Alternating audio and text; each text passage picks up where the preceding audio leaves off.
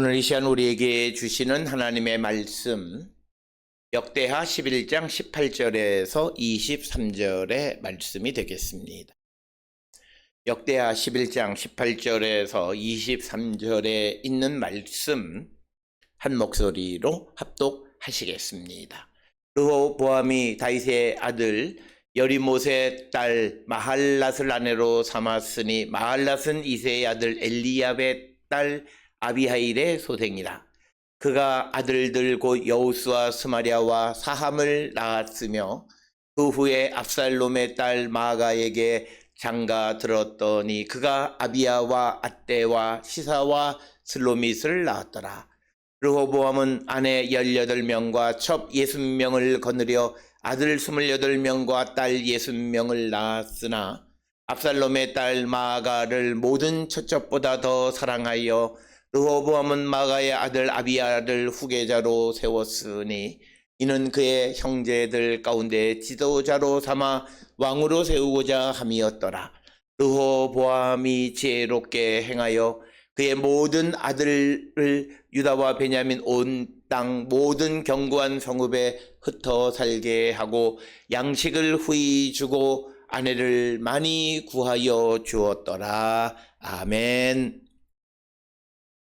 오늘 우리가 함께 읽은 역대하 11장 18절로 23절에 있는 말씀은 특별히 르호보암의 가족에 대한 기록, 특히 그의 아내와 처첩과 자녀들에 대한 기록이 오늘 주시는 18절로 23절의 말씀인데, 도대체 오늘 주시는 이 본문의 말씀이 이곳에 기록되어져 있는 이유가 무엇일까라고 하는 것입니다. 그것은 오늘 우리가 지난 시간에 보았던 역대하 11장 17절과 연계해서 읽어야 합니다. 오늘 우리가 가지고 있는 성경에 보면 18절부터 르호보암의 가족 그리고 아주 단락을 17절과 분리시켜줬는데 원래 성경에는 이런 구분이 없다라고 하는 겁니다. 그렇기 때문에 17절에서 그가 3년 동안 다윗과 솔로몬의 길로 행하면서 하나님을 순종하는 삶을 살았기 때문에 그것에 대한 하나님의 축복의 일환으로 18절로부터 23절에서 많은 자녀들을 주셨다라고 하는 것이 오늘 주시는 본문의 목적이고, 이것은 역대기 역사가가 항상 강조하는 것은 누구든지 하나님에게 순종하면 하나님은 그를 축복하시고 누구든지 하나님을 배반하면 하나님은 그를 심판하신다라고 하는 것, 그것을 우리에게 보여주는 것이 이 역대기 역사의 중요한 신학인데, 특별히 오늘 르호보암에게도 비록 그가 앞에서 보았듯이 하나님을 배반하고 우상을 섬기는 일을 행하고 또 아버지 솔로몬이나 또 할아버지 다윗의 길로 행하지 않는 일을 행하는 그런 잘못을 저질렀고, 우리가 더 나가서 이 역대하 12장 14절에 보면 르호보암이 악을 행한 왕이다 이렇게 기록함으로 많은 전쟁을 행하는 것을 기록하고 있습니다. 그럼에도 불구하고 오늘 주시는 18절로부터 23절에서 그에게 하나님이 축복을 주신 그 이유 중 하나는 앞에서 보았듯이 이스라엘 전역에 흩어져 살고 있던 제사장과 레위인들이 여로보암이 그들의 직을 박탈함으로 말미암아 그들이 예루살렘과 유다로 와서 하나님을 찾고, 그래서 예루살렘에는 더없이 하나님을 찾는 자들, 하나님께 예배하는 자들, 하나님에 대한 믿음이 아주 불타오르던 그런 때가 있었다는 거죠. 그것이 대략 한 3년여 동안 있었다라고 하는 것입니다. 그 기간 동안에 그렇게 하나님에게 순종하는 삶을 살아감으로 하나님께서 그에 대해서 축복하셨다라고 하는 거죠. 우리가 그 역대하 12장 13절에 의하면 르호보암이 17년 동안 왕으로서 즉위하고 있었습니다. 그 가운데 3년 정도 되어지니까 대략 한 4분의 1이 좀 안 되는 기간 동안에는 그가 하나님에게 충성하는 그런 삶을 살았고 그런 삶에 대해서 하나님은 적절하게 보상해 주시는 분이시다. 그래서 오늘 주시는 이 본문의 말씀을 통해서 우리가 르호보암의 역사를 통해서 강조하는 것은 어떤 한순간으로 말미암아 그의 삶을 전체로 부정하시는 것이 아니라 그의 삶 가운데에서 그가 하나님에게 순종하는 삶을 살았던 때가 있으면 그것에 대한 하나님의 보상이 임하게 되어진다. 그래서 이 보상이라고 하는 것이 매우 세밀하고 개개의 사건을 통해서 하나님께서 복도 주시고 하나님이 심판도 하시는 것이다. 과거에 우리가 열왕기서의 기록에 의하면 한 가지 잘못으로 그 왕 전체를 부정적인 왕으로 우리가 판단했지만 그러나 오늘 주시는 이 르호보암의 기록을 통해서 보면 그가 일시적이긴 하지만 3년 동안 하나님을 잘 섬김으로 하나님의 복을 받은 적도 있고 복도 주신다라고 하는 겁니다. 특별히 우리가 이런 신학을 가지게 되어진 것은 이 역대기 역사가가 회개를 중시하기 때문입니다. 그래서 우리가 유다 역사 가운데 가장 그 유다 왕국의 멸망의 원인이 되었던 므낫세 왕에 대해서도 이 역대기 역사에서는 그가 회개해서 그 다음에 하나님이 또 그에게 은혜를 베풀어 주신다라고 하는 그런 기록을 볼 수가 있습니다.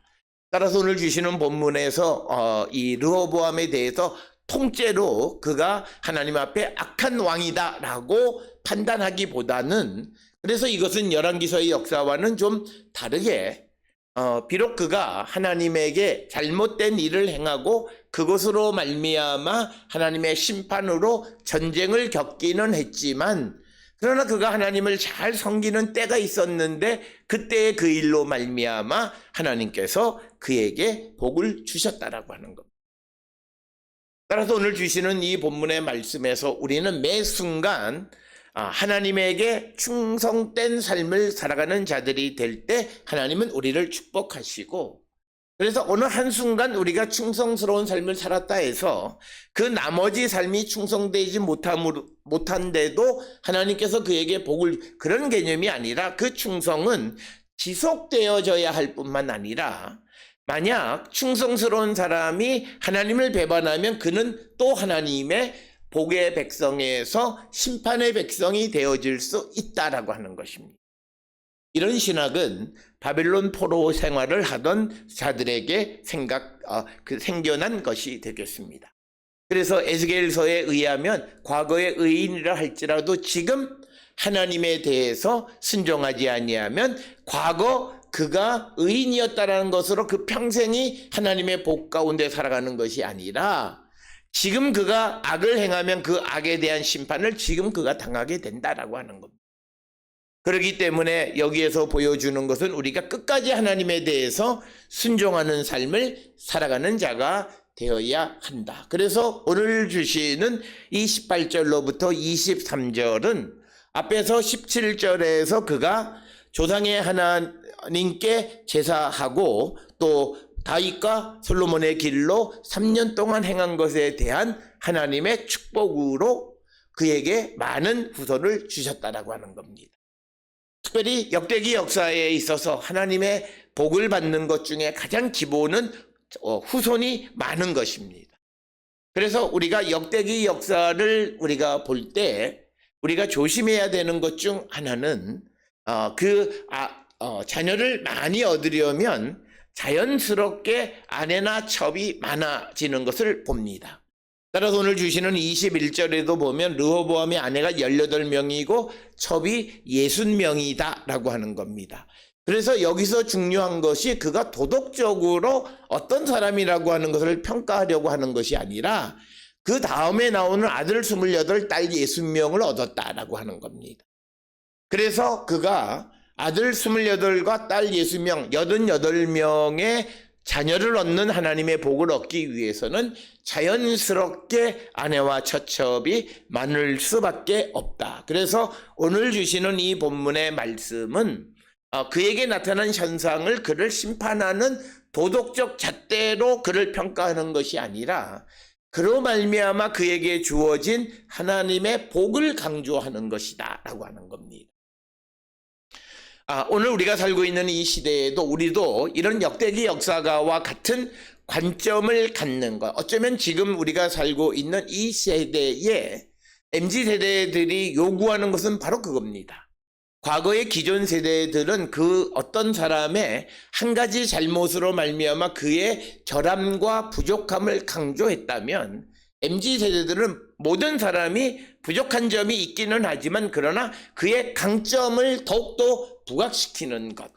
그래서 오늘 우리가 살고 있는 이 세대의 특징이 개성 있는 세대가 되어졌고 개인 중심적인 세대가 되어진 것인데, 이것은 바로 바벨론 포로를 경험한 에스라 시대, 에스겔서, 그리고 그 후에 역대기서나 에스라 느헤미야서에 나타나는 신학과 일맥상통한다라고 하는 겁니다.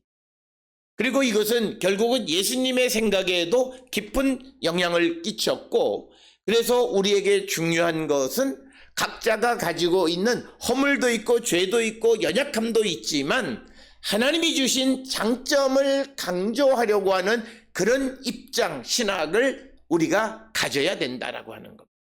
그래서 오늘 주시는 본문의 말씀에서 열왕기서의 기록에 의하면 아내가 18명이고 첩이 60명이라고 하는 것은 그리고 아들, 딸들이 88명이라고 하는 것, 처첩이 많이 있다라고 하는 것은 그렇게 자랑할 만한 것이 아니었지만, 그러나 이 역대기서에서는 모든 왕들에 대해서 이것에 대해서 조금도 그것을 어떻게 창피하게 여기지 않는, 왜냐하면 그것을 통해서 하나님이 복을 주신 것이다라고 하는 겁니다. 따라서 오늘 주시는 우리가 이 땅을 살아가는 데에 있어서 어떤 이들의 관점에는 저것이 잘못된 것처럼 보여지지만, 그러나 그것이 그 사람에게는 하나님이 주시는 은혜가 되어질 수 있다라고 하는 측면도 있다는 거예요. 그래서 우리는 모든 세상의 관점들을 나의 어떤 독단적인 관점에서 부정적으로 보려고 하는 것보다는 긍정으로 보려고 하는 그런 시도가 매우 필요하고, 그런 관점에서 르호보암의 가족에 대해서 기록하고 있고, 그 가운데에서도 그가 이 많은 아내를 얻었다고 하는 것을 숨기지 않는 것이 바로 그런 이유 때문이다라고 하는 것을 우리는 기억하셔야 되고, 이것은 열왕기서의 기록에는 등장하지 않는 내용이 되겠습니다. 따라서 여기서 근본적으로 르호보암이 하나님 앞에 잘못하기는 했지만, 그러나 그도 하나님에게 은혜를 받고 하나님의 복을 받은 것도 있다라고 하는 거예요. 그것이 자녀가 많은 것이다 라고 하는 것을 강조합니다. 그러면서 오늘 주시는 21절에서 그가 여러 처첩들보다도 압살롬의 딸 마가를 더 사랑했다, 이렇게 이야기하고 있습니다. 그래서 그 압살롬의 딸 마가가 낳은 아비야입니다. 그것은 첫 번째 이 마할랏이 낳은 자녀가 이 셋이에요. 여우스, 스마리아, 사함. 그 다음에 그 압살롬의 딸 마가를 통해서 아비야를 낳았기 때문에 네 번째 아들 아비야. 그래서 그 르호보암이 그 여러 처첩들보다도 마가를 더 사랑했기 때문에 이제 그의 아들인 아비야를 후계자로 삼았다라고 하는 것입니다. 그것이 22절에 있는 말씀이 되겠습니다.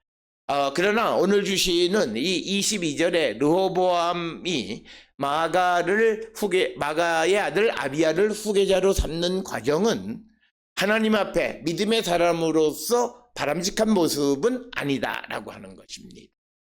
왜냐하면 우리가 솔로몬이 르호보암에게 이 왕위를 넘겨줄 때에도 르호보암을 선택한 것은 하나님이십니다.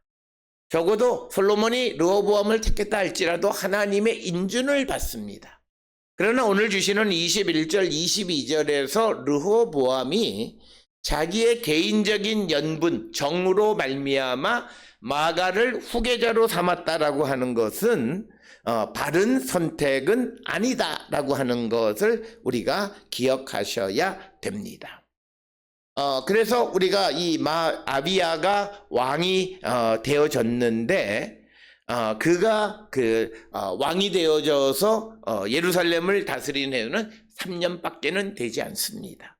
그리고 그가 왕이 되어져 있는 동안에 그는 항상 전쟁을 하는 그런 왕이었다라고 하는 것입니다. 그래서 우리가 오늘 주시는 21절, 22절에서 우리가 보는 것은 그 르호보암에게 주신 하나님의 축복을 기록하는 그 기록의 내용 속에 있는 르호보암의 결점은 후계자를 정하는 것이 내가 좋아하는 사람의 후손을 세웠다라고 하는 것입니다. 그것이 바로 아비야를 후계자로 세웠다라고 하는 이 과정 자체는 이 역대기 역사에서 다윗이 솔로몬을 세우고 솔로몬이 르호보암을 세울 때에 모든 과정 속에서 하나님께서 정해주시거나 하나님이 인정한 그런 자녀를 후계자로 세웠는데 르호보암은 분명하게 그가 좋아하는 여인의 자녀를 후계자로 세웠다라고 하는 것입니다. 그래서 우리가 그 결과를 보면 역대하 12장 1절에 의하면 아비야의 통치 기간은 3년밖에는 되지 않는다라고 하는 것을 우리가 알 수 있습니다. 그래서 아비야와 여로보암 사이에 항상 전쟁이 있었다 이렇게 기록을 하고 있고 그래서 우리가 하나님의 선택을 받지 못한 자의 삶은 그렇게 길지 못하다라고 하는 것을 우리가 기억하셔야 되겠습니다. 그래서 오늘 우리가 주시는 이 18절로 23절의 말씀에서 우리가 기억하셔야 되는 것 중 하나는 하나님의 은혜 받은 것, 다른 사람이 하나님의 은혜 받은 것, 그 면을 우리가 부각해서 보여주려 하는 자세가 필요하다. 특히 어려움에 처해 있는 자들에게는 그의 어떤 도덕적 심판과 어떤 정죄함이 중요한 것이 아니라 물론 옳고 그름을 잃어버리고 그것을 깨닫지 말라고 하는 그런 말씀은 아니에요.